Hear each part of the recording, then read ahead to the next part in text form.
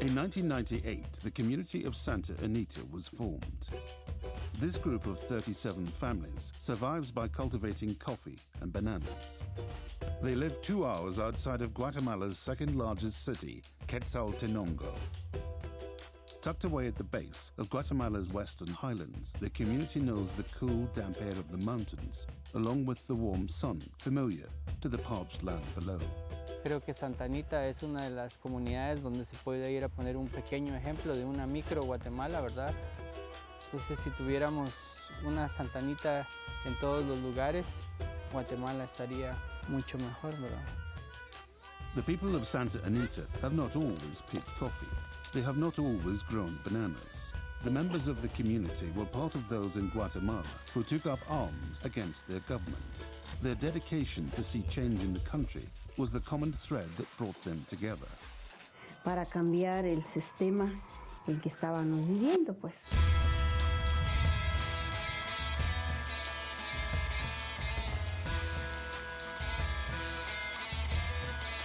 Ellos eran guerrilleros, van luchando para que en Guatemala hubiera justicia.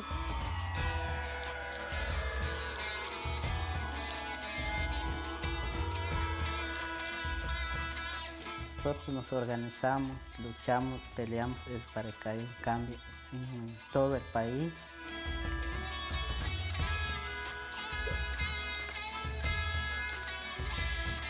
Entonces allí veía yo que de verdad se sufre.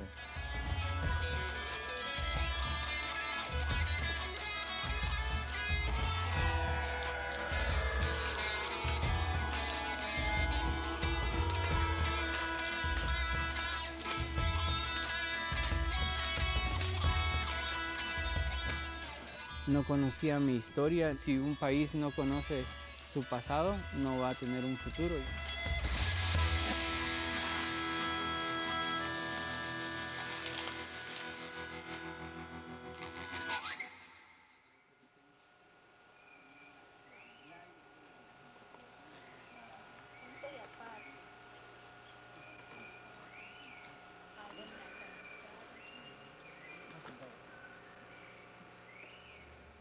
Estuve yo en mi casa, yo nunca estuve en la escuela, nunca tuve un estudio, que cuando estuve en mi casa yo no puedo hablar en español, en castellano, pues no podía hablar, solo en mi idioma, donde aprendí un poco cuando fui en la guerra.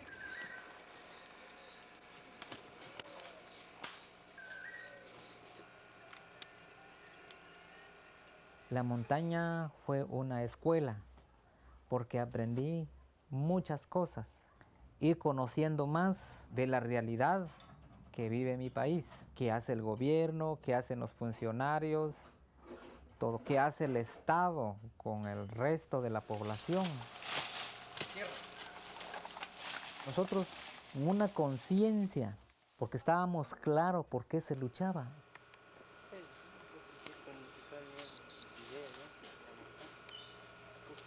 La guerra fue como una escuela.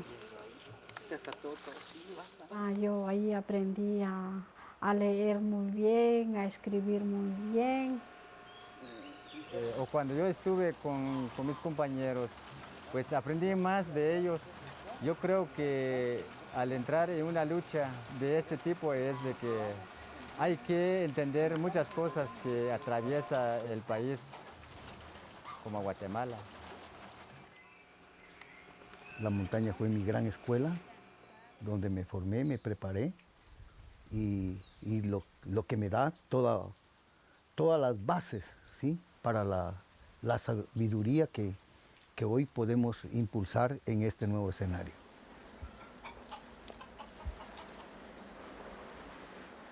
This mountain community is like many others in Guatemala, picking themselves up from the ashes of a violent past. Their story is still unfolding, and many details of their history are still buried under the rubble. This is their testimony. This is their journey from war to peace. After growing up in times of war, how does a community learn to live in peace? The history of Guatemala has never been told from this perspective, the perspective of the people. Nuestra historia nuestra, como generación, fue haber nacido en los tiempos de guerra. Fueron tiempos de tensión, de miedo, de terror, que los niños vivían a la par de sus padres, huyendo, escondiéndose, durmiendo entre el monte, escapando del ejército, llorando la muerte de un ser querido. Hablar de la historia de Guatemala es grande, es grande. Lo que estoy hablando son partes de cómo se ha venido la lucha en el pueblo y el Estado, ¿no?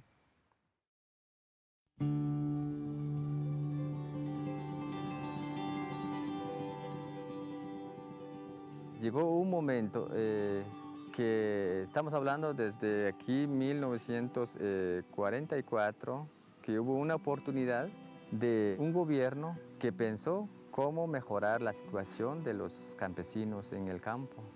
Democratic elections were held, and the main candidate was Juan José Arevalo, who was elected president, and he instituted many reforms, passed many laws that I like to compare to the Franklin D. Roosevelt's New Deal program of the 1930s. Minimum wage, maximum number of hours, and a lot of attention paid to improving the educational system.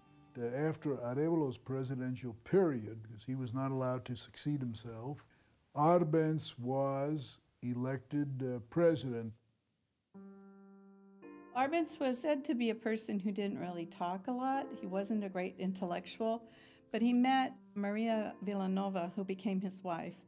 And she was from a wealthy aristocratic Salvadoran family, and she had had a great education, including a year or two of college in the United States. What they shared in common was they both described themselves as reformers. He had this instinct of wanting to reform Guatemala. These first 50 years of the 20th century had proven that, there was very little development and industrialization. So he was trying to sort of empower domestic markets in some ways. And if he could do that, then it would also empower the country in general. He believed in freedom of the press and freedom of expression, and really believed that the land in Guatemala should belong to the people, right? That was going to bring more industry and economy to the country.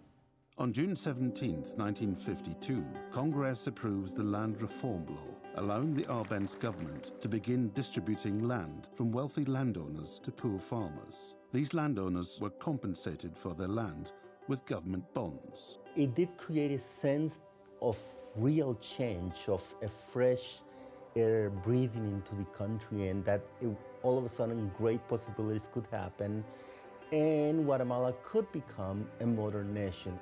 Arbenz, when he campaigned, he promised that he would implement this reform that Arevalo had proposed but really hadn't made any progress on. And he did begin the agrarian reform. It's been a country that has suffered a great many bloody dictatorships, and then during those 10 years there was the hope that something else, a modern nation with traditional democratic institutions, could actually emerge and take hold and take place. Many Guatemalans call this time the 10 years of spring.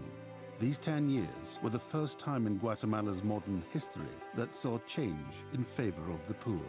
The 10 years of spring are the two democratic governments that existed between 1944 and 1954. They are especially significant because they are the only 10 years of genuine democracy that Guatemala has enjoyed in its nearly 200 years of independent existence from Spain. In those 10 years, Guatemala changed tremendously. There was more hope for the lower classes, no question about it. Guatemala was really ahead of the game during this period.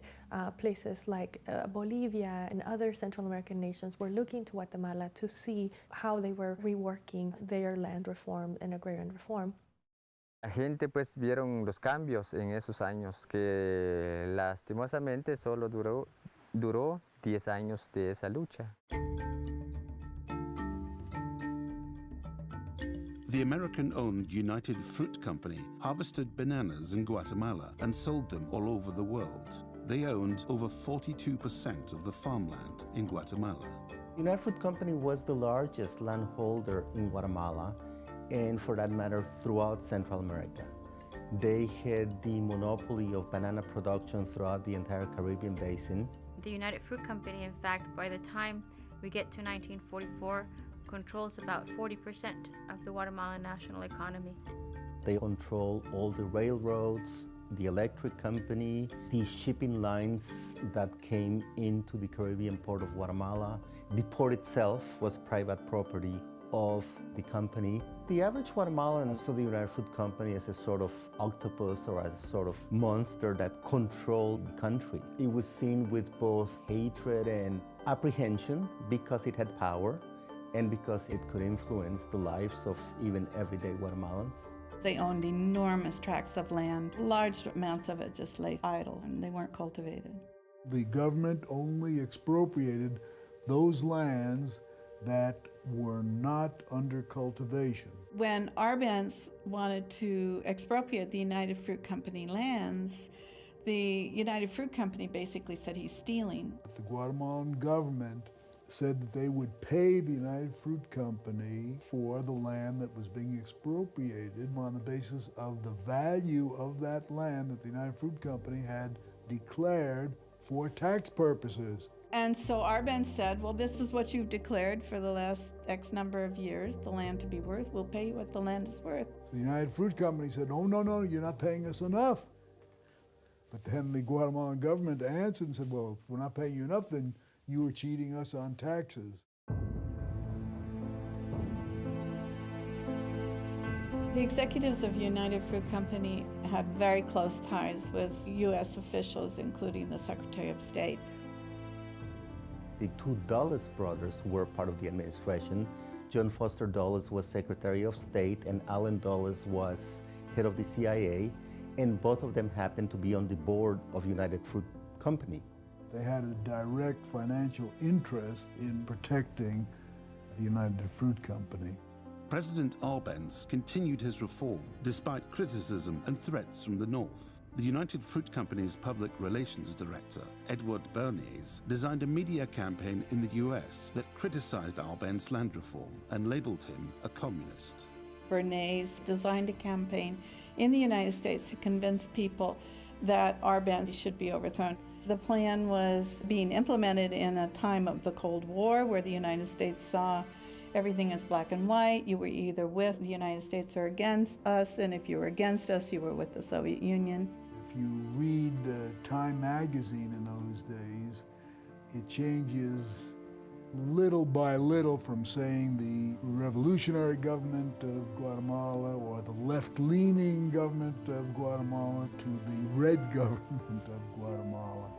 The U.S. interests that were against Arbenz began making it very difficult to carry out this land reform, calling it communist. This was sort of the dawning of the whole industry of political public opinion in the United States. So this was kind of an experiment in how you prepare a public to accept something which is really illegal, which is the overthrow of a democratically elected government. The United Fruit Company's campaign was effective, and by 1954, the US government believed that the Arbenz land reform was being influenced by the ideals of communism. June 1954, the CIA staged an uprising led by Colonel Carlos Castillo Armos. They called the operation PB Success. The plan was simple: put Armos into power and regain control of the United Fruit Company land. The CIA used unmarked fighter planes to create the illusion of a large invasion. The American pilots dropped hand grenades tied to blocks of dynamite over cities. To further get the people's attention, they dropped leaflets which noted struggle against communist atheism, communist intervention, communist oppression, struggle with your patriotic brothers, struggle with Castillo Armos. On the ground, a small rebel group known as Freedom Fighters was formed. They fought against communism and were planted by the CIA. They too claimed a larger presence, which was broadcast on guerrilla radio stations. But in reality, their numbers barely reached 400. Although these army raids were not a significant military threat, Arbenz feared further US military intervention if the Guatemalan army were to retaliate. June 27, 1954, President Jacobo Arbenz Guzman resigned and sought political asylum in the Mexican embassy. Me hice cargo de la presidencia de la República con gran fe en el régimen democrático, en la libertad y en que es posible conquistar la independencia económica y política de Guatemala. Mi programa se orientaba a conseguir plenamente esos objetivos. Sigo creyendo que ese programa es justo. No se ha quebrantado mi fe en las libertades democráticas, en la independencia de Guatemala y en todo lo bueno que impulsa a la humanidad hacia el futuro. 10 days later, Carlos Castillo Armas was elected president of Guatemala. The CIA-sponsored coup marked the end of the 10 years of spring in Guatemala. This is the first time in the history of the world that the communist government has been overthrown by the people. And for that, we congratulate you and the people of Guatemala for the support they have given. Approximately 100,000 peasants got to receive land before the overthrow, and very few of them really got to even have land for more than a year, even though most of them were illiterate peasants who happened to be lucky to be benefited by the land reform.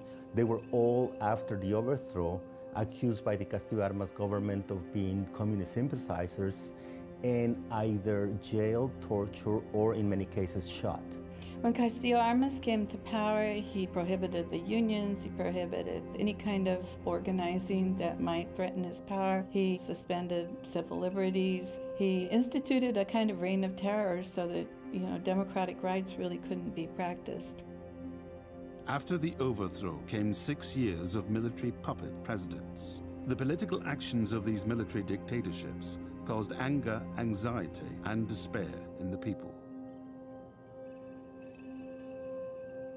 The base of support of the Arbenz government were intellectuals, academics, artists, students who had lived through this entire period, who had reached the conclusion that there was just no alternative in a country like Guatemala but to try to bring down the government through the force of arms, to be able to create the kind of democratic basis that had existed during the 1944 to 54 period.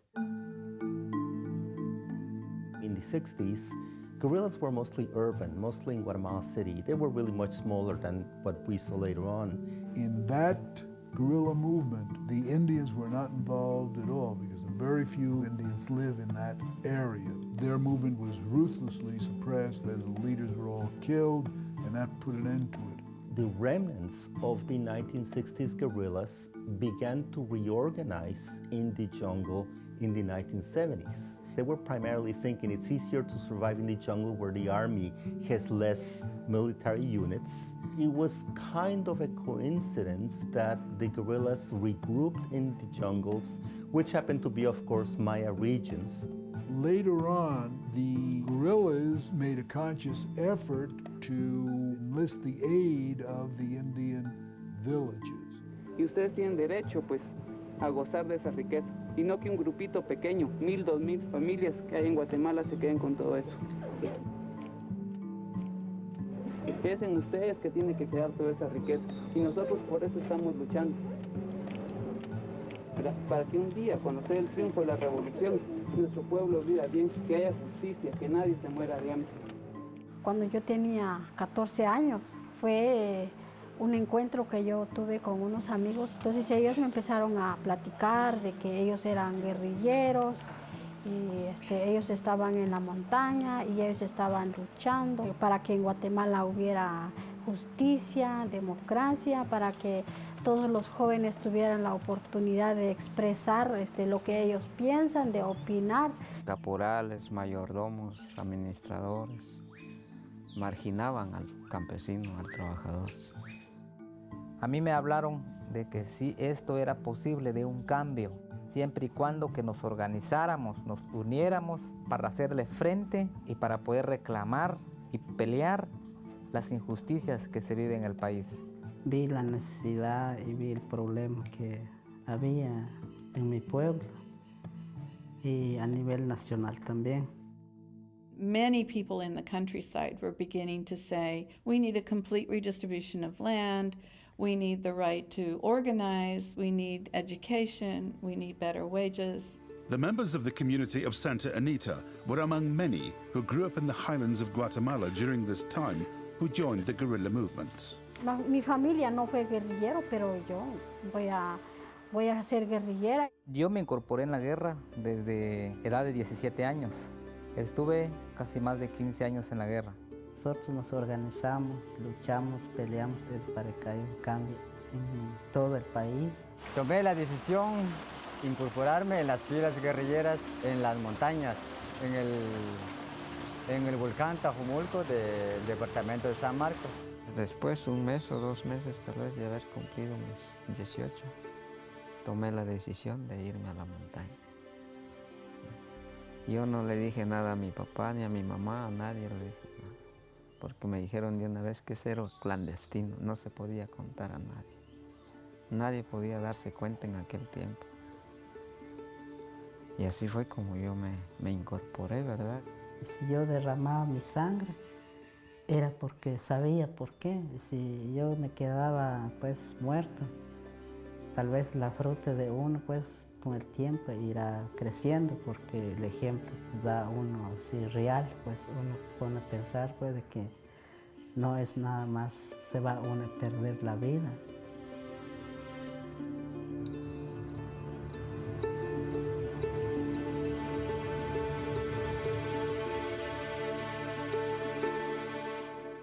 La vida en la montaña, primero era una vida muy interesante.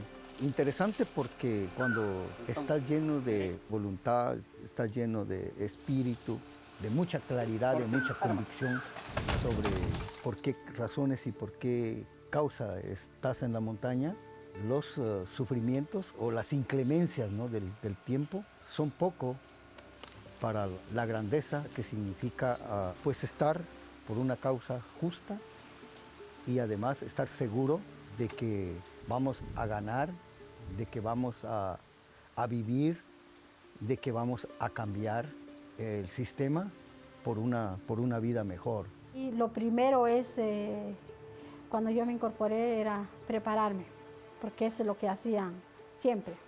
Bueno, llegar uno y primero pues enseñarle cómo manejar un arma. Otra de las cosas que aprendí en la guerra es un poco cómo es tener la táctica militar, cómo disfrazarse uno, cómo evadir, cómo maniobrar cuando en el caso de unos combates, qué hacer en el caso de heridos, cómo curar a nuestros heridos. O sea, fui paramédico en la guerra, viendo la situación de que había necesidad de curar nuestros heridos, nuestros enfermos en la montaña. Entonces yo me preparé y conocí un poco la medicina y conocí un poco lo que es la salud. Entonces, por eso mismo nosotros aguantamos todo ese sufrimiento en la montaña, pues. Nosotros que conocimos hierba, verduras ahí que sí se puede comer, pues hay que cortarlo. Hay que cocerlo, pues, un poquito cada uno. Y los que no quieren comer, pues ellos tienen que aguantar hambre. Y los que nosotros que no queremos aguantar hambre, pues hay que comer hierba, pues. Para mí en particular, la vida en la montaña no fue tiempo perdido. Siempre he dicho que todo lo que sé, la montaña fue mi universidad. The popular movement was growing and getting stronger and stronger by the day. By 1981, 3 guerrilla groups had merged to create Guatemala's United Front. They called it the URNG. This unity made the guerrilla army more powerful, gaining a strong foothold in the mountainside. The army looked at this and said, if something isn't done, these people will take over in a couple of years because they have growing power. They're very popular. For 20 years, the guerrilla movement grew to a size where it could no longer be ignored. In 1982, ex-military General Efrain Rios Montt led a coup with the help of members of the Guatemalan army, which put Montt into power. Rios Montt, a born-again Christian, claims God had put him into power. Lo que yo quiero es testificar que yo creo en Cristo, que yo creo en Dios, pero a través de mi actitud.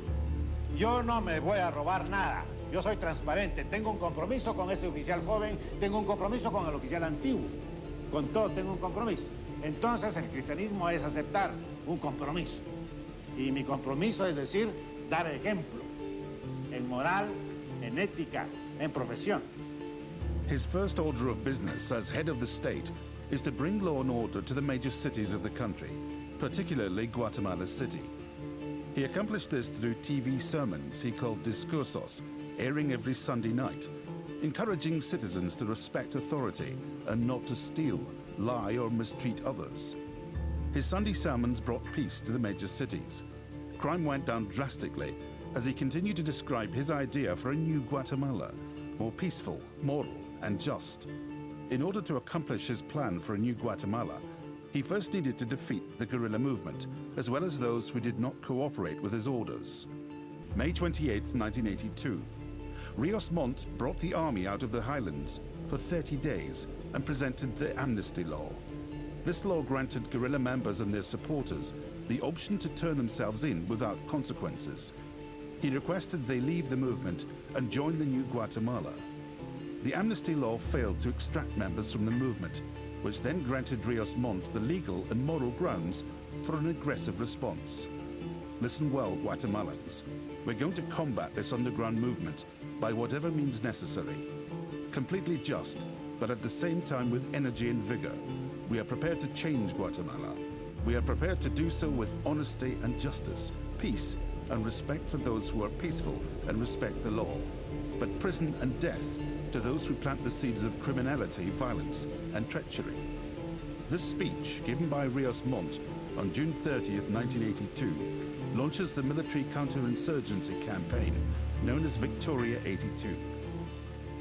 This is the most violent time of the war. Now, this is where the or counterinsurgency affected the Indians and where a lot of people were killed. During the dictatorship of Efraín Rios Montt, a military man who seized power and was in power for a little over a year. And he initiated what he called the frijoles y fusiles policy, where he told the Indian villages that the government would supply them with food and rifles to protect themselves against the guerrillas. On the other hand, if they cooperated with the guerrillas, he would wipe them out. When Rios Montt came to power, he implemented a very systematic, very well thought out, very brutal counterinsurgency campaign that targeted entire Indian villages and targeted groups that they considered sympathetic or potentially sympathetic to the guerrillas. This campaign is designed to break the guerrillas' growing support base. Being a large majority of the population in the mountains, Mayans as a group are identified by the Guatemalan army as guerrilla allies. The consequence of this blanket association is massive and indiscriminate aggression by the army directed against Mayan communities, independent of their actual involvement in the guerrilla movement. During this period, it is considered it was the bloodiest part of the war, because basically Rios Montt was determined to prove that he could do what the army as an institution had not been able to do, namely to end the war, to end insurgency. As far as it's been documented, even at their peak, there were no more than about anywhere between 5,000 and 8,000 armed guerrillas. There were 4 million Mayas, and those 5,000 to 8,000 armed guerrillas simply had no capacity really to play a military leadership role for the Mayas. That left the Maya population totally exposed to army violence, and the army was merciless in the way they went against them. La guerra tuvo otros niveles. El caso de que de racismo y ser indígena era decir, ser enemigo del gobierno. The government realizes that if 70% of the population is indigenous, is Mayan, then they also are fearful of that population. And that's something that you see historically in Guatemala, the fear of an indigenous rebellion. The International Center for Human Rights Research accounted for 18,000 killings by the state in the year of 1982. In April 1982 alone, Rios Mont's first full month in office, the military committed 3,330 documented killings at a rate of approximately 111 per day. These numbers do not include those who disappeared. The majority of these killings are committed in the highlands through massacres of indigenous communities. Muchas comunidades indígenas fueron masacradas sin sentimiento humano, ¿verdad? Con mucha virulencia, ¿verdad? Con mucha crueldad. A mí donde me dolió más, pues cuando el gobierno, el ejército, pues llegaron el ejército a matar los niños pequeños, los mataron la cabeza en la pared, los mataron la cabeza encima de las piedras. Y las gente embarazadas, pues, los sacaban los bebés adentro del vientre y lo mataban, lo quemaban, pues. Ahí donde me dio mucho coraje, pues, de ir a la montaña. Lo que hicieron es, llegó el ejército, esperaban ellos los días de plaza, cuando la gente se reunía a comprar sus cosas en el mercado. Entonces es cuando el ejército llegaba y circulaba y lograba agarrar 100, 500 o 1000 gente, los agarraba, los metía en las casas más grandes. Al estar ahí junto todos, cerraban la puerta, echaban gasolina y le prendían fuego. Así, vivo, se acababan carbonizados. Eso era la forma como hacían las personas o el ejército para masacrar. Migré a México y allá fue cuando yo pues libré mi pellejo de que el ejército me agarrara y que me secuestrara o me torturara, porque aquí hay muchas gentes que ahí se secuestraron, pero jamás aparecieron. Por ejemplo, yo tengo un hermano que se fue a la lucha y nunca apareció, ni vivo ni muerto, yo no sé nada de él hasta ahorita, no hay razón de él. Y así como mi hermano, hay primos, hay tíos que los mataron y los dejaron abandonados, los dejaron medio enterrados y pues no se sabe, pues. Entonces, así como yo sufrí, así también mucha gente está sufriendo o esperando todavía que tal vez tienen la esperanza de que algún día va a regresar su familia. Hemos hablado con ex militares, ¿verdad? Del tiempo de Ríos Montt, cuáles eran las instrucciones que recibía el ejército para la ejecución de los actos de genocidio, y había capitanes del ejército que el caibil o soldado que no mataba lo que ya se le había ordenado era ejecutado. Mayas were already being massacred by the thousands, and very few people have noticed outside of Guatemala itself. When Rios Montt was in power, one of the ways he got away with this was because the cities were calm. Crime all of a sudden went down. It was very difficult to get out the word about Rios Montt. I was working here in the United States in a solidarity group, and we were trying to explain to people what we were hearing from the countryside. And they said, no, Rios Montt is a humanitarian. He's trying to implement reform. He's a Christian. He cares about his people. He cares about the Indians. And so for at least 6 months, he was able to perpetuate this image of the good-hearted, born-again Christian reformer. And eventually people began to realize that behind this calm image of Guatemala City, something horrible was happening.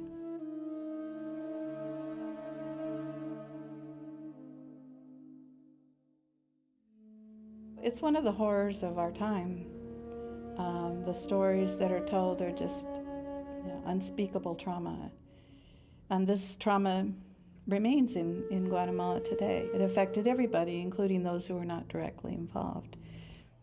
The systematic violence waged against Mayans, of children, of women, of the elderly, who were not involved, some were not involved in the guerrilla movement, but who were seen as a threat to the government.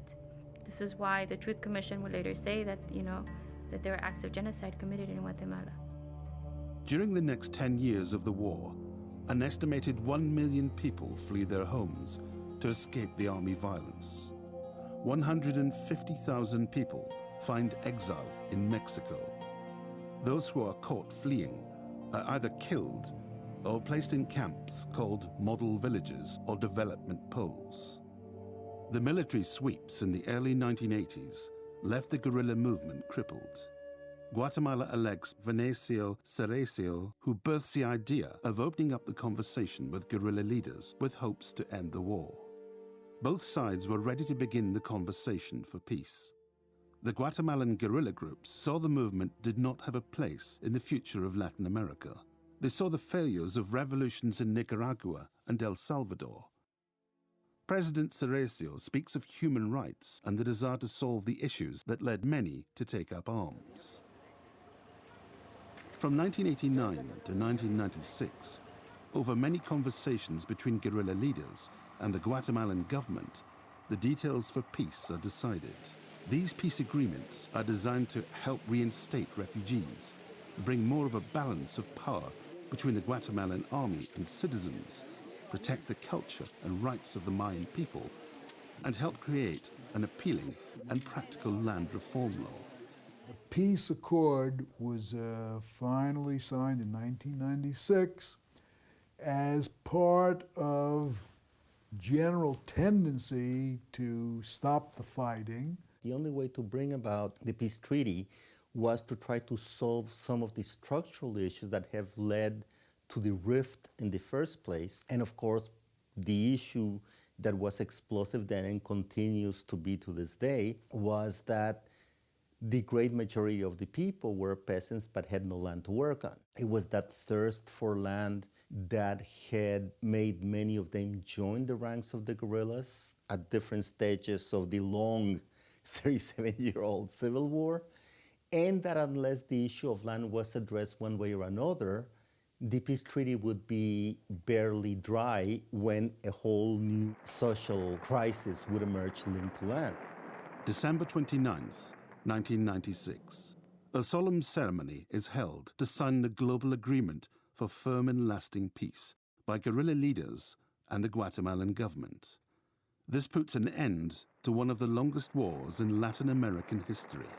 The war claimed the lives of over 200,000 people and erased the memory of close to 400 villages.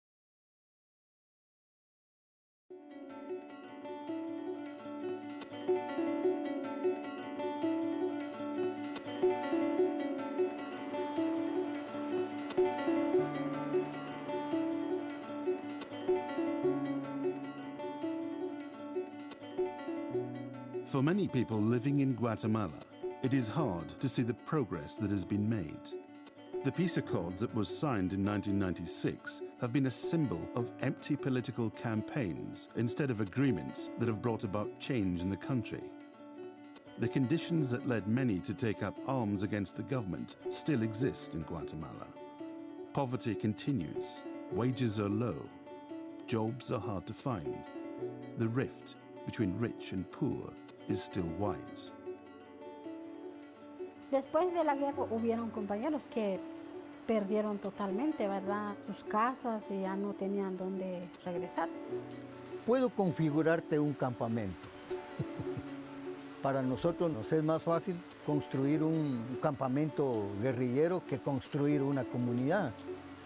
Tengo 28 años de lucha, 28 años de la clandestinidad, 28 años de poner mi cerebro a la inteligencia pues, de la guerra. Pues. Al finalizar la guerra, tu pensamiento gira alrededor qué vas a hacer en el futuro. Todos quisiéramos haber regresado a nuestra propia comunidad de origen. El caso particular, mi comunidad está totalmente destruida. Entonces, sí, es así como decidimos de pertenecer al grupo, porque este es un grupo que estamos ahora en Santa Anita. One of the agreements in the peace accords was that the government would help poor farmers get what they'd been fighting for. their own land. The community of Santa Anita decided to organize themselves and buy a piece of land through the Land Fund program. The land they bought became the foundation of a new life together. Coffee and bananas replaced guns and bullets as tools to create a better life for themselves and their children. The idea of the Land Fund, in many ways, it attempted to address one of the main issues that fueled the Civil War, which is the unequal distribution of land. Hay que comenzar a decir que el Fondo de Tierras tiene tres grandes programas de apoyo a los grupos campesinos en Guatemala. Un programa le llamamos Acceso a la Tierra, que es parte de esta finca Santa Anita. Es una finca comprada a través de un crédito dentro del programa de Acceso a la Tierra. In 1998, the community of Santa Anita purchased a coffee plantation through the help of the Land Fund program. The fields of this land had lain fallow for many years, making it difficult to cultivate. ¿Por qué luchaste? ¿Sí? Sí, no ganamos la revolución en Guatemala, tenemos la Santa Anita. Nosotros, la felicidad es que tenemos la tierra. Nosotros somos dueños, nosotros somos los empleados, pues somos los trabajadores. Nosotros somos los ingenieros agrónomos, que si queremos ver mejor el campo, depende de nosotros, del sentido de responsabilidad. Nosotros tenemos experiencia de 28 años de lucha. Ahora es diferente. Tengo 12 años apenas de la escuela de café. El cambio de la montaña, de la guerrilla hacia una comunidad fue difícil, pero con voluntad aprender esta nueva vida a seguir. Desde que nosotros llegamos empezamos a cortar café, pues nosotros también pues desde el principio no sabíamos cortar café, la misma café nos enseña a uno para cortar y ahí se va a defender de su mano de usted pues. Y todos salen a trabajar para que tenga más apoyo de la comunidad para que ellos puedan cortar café. Lo que queremos hacer ahora es aprender y a conocer el tema café. Es un mundo grande y diferente, pero no vivir bajo las matas de café, solamente aprender bien el idioma del café. Pues a nosotros nos cuesta mucho, como si dijera, aprender esta nueva escuela donde estamos, pero queremos aprenderla bien, pues no nada más. Decidí venirme y continuar otra vez luchando, ya no empuñando un arma, sino luchando hacia civil.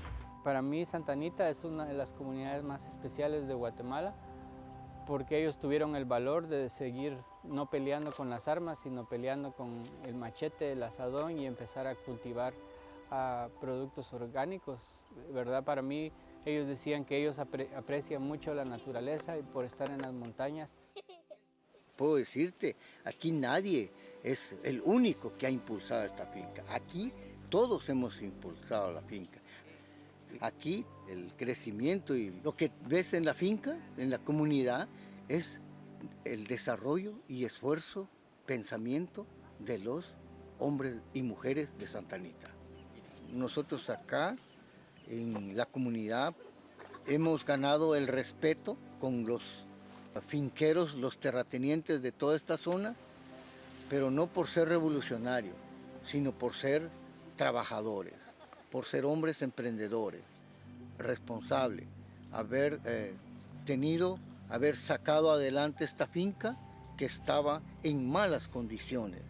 Solamente orgánico, pues que no se use químico ahí, ni se usa así herbicidas, sino que solamente así, por ejemplo, con machete se limpia las matas.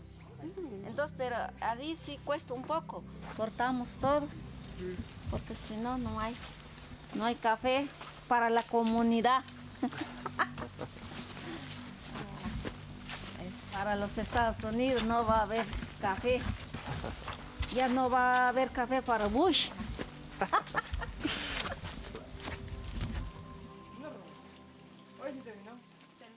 The community is now able to grow their coffee and bananas organically.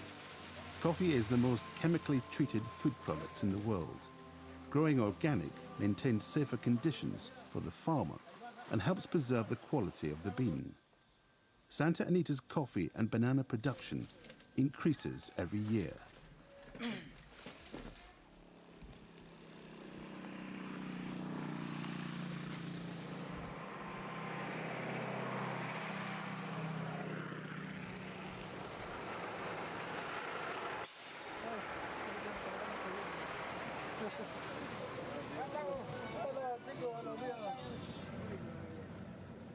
The money the community makes from their coffee and bananas is not enough to pay off the debt and interest they owe on the land.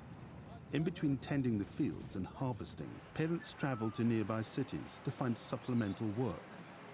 Outside the community, jobs are scarce, and when you do find work, wages are low. Aquí es el sitio donde venimos a buscar el trabajo.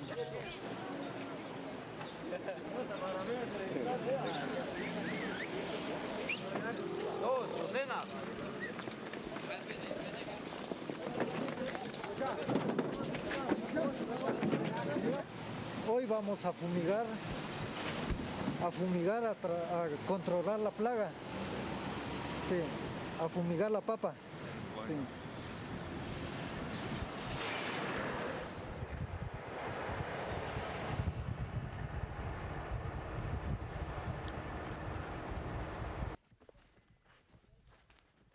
Day laborers in Guatemala earn about 1/8 of the pay of day laborers in the US.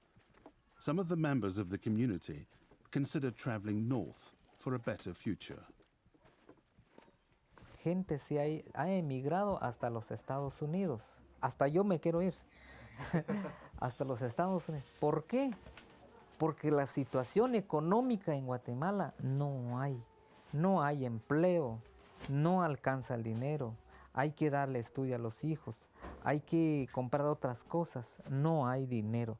Queremos salir a buscar trabajo acá en Guatemala. No hay trabajo. Sí hay trabajo en las fincas, sí hay trabajo en otros lugares, pero el salario no nos alcanza.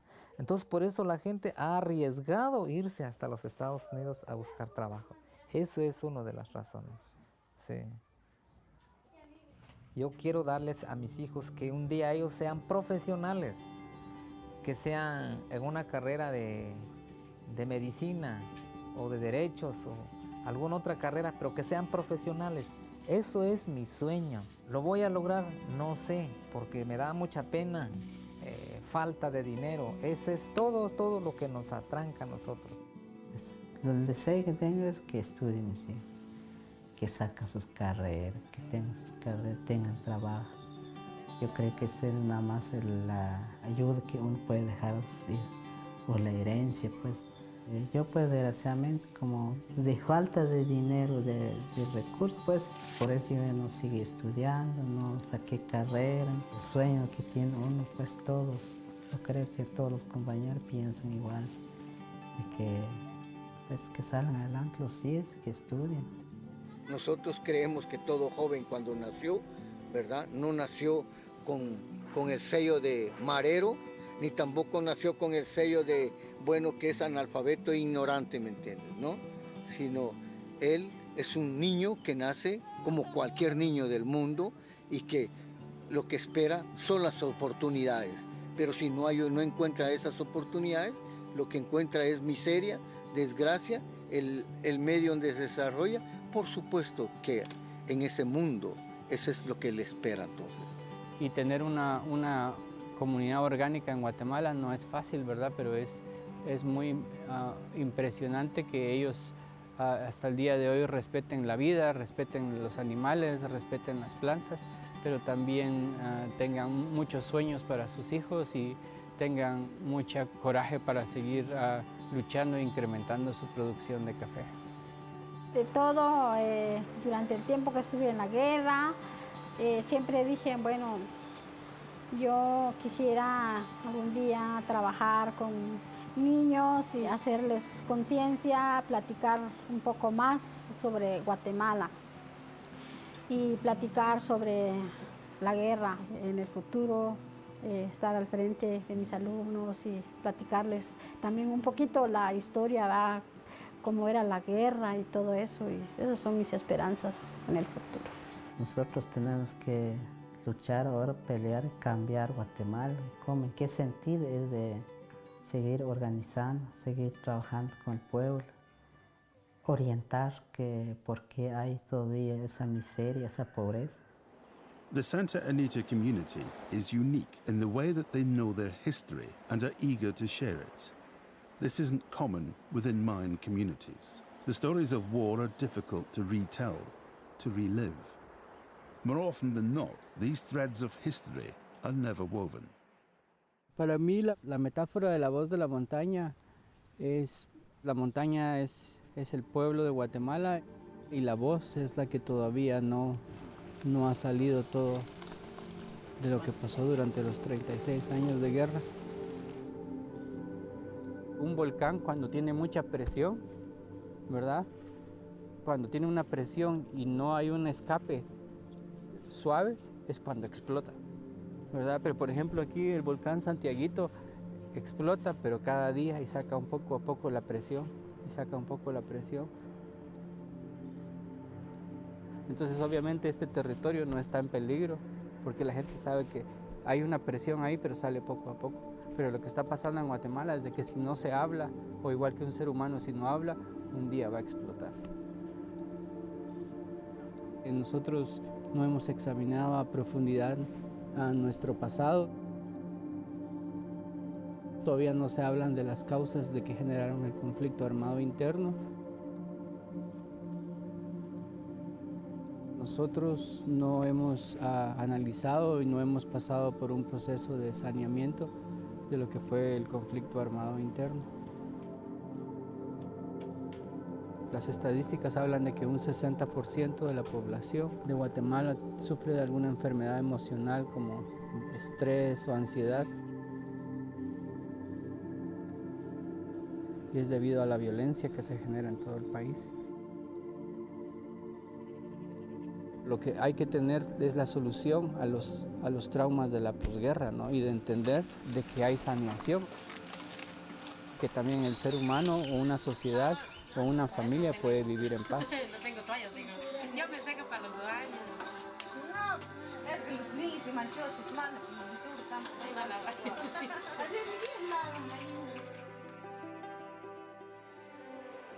The people of Santa Anita continue to cultivate the land. Their debt still lingers. The future is uncertain, but they have not lost their will to fight. Each year, their coffee production increases, bringing them closer to their goal of becoming a debt-free, self-sustaining community. They continue to rely on the strength of their families. They live with joy and dignity.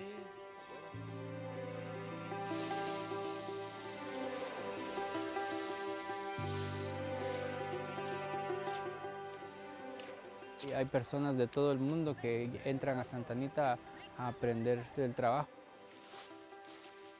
Para mí es como un laboratorio experimental de lo que podría ser una Guatemala en el futuro, ¿verdad?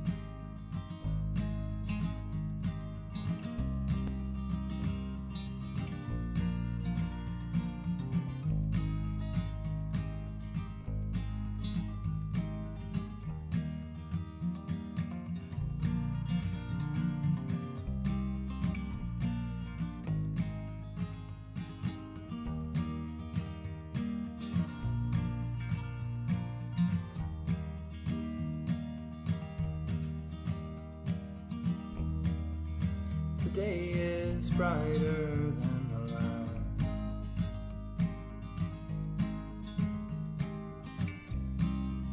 It's been raining in California for 2 weeks past, but I keep my feet warm and stay steadfast.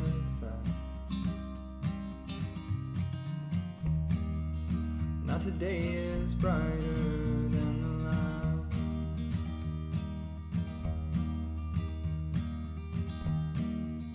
The sun is warmer than it's been.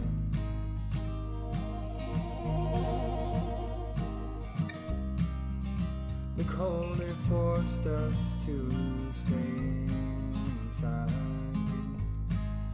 of ourselves, to start anew, to begin again.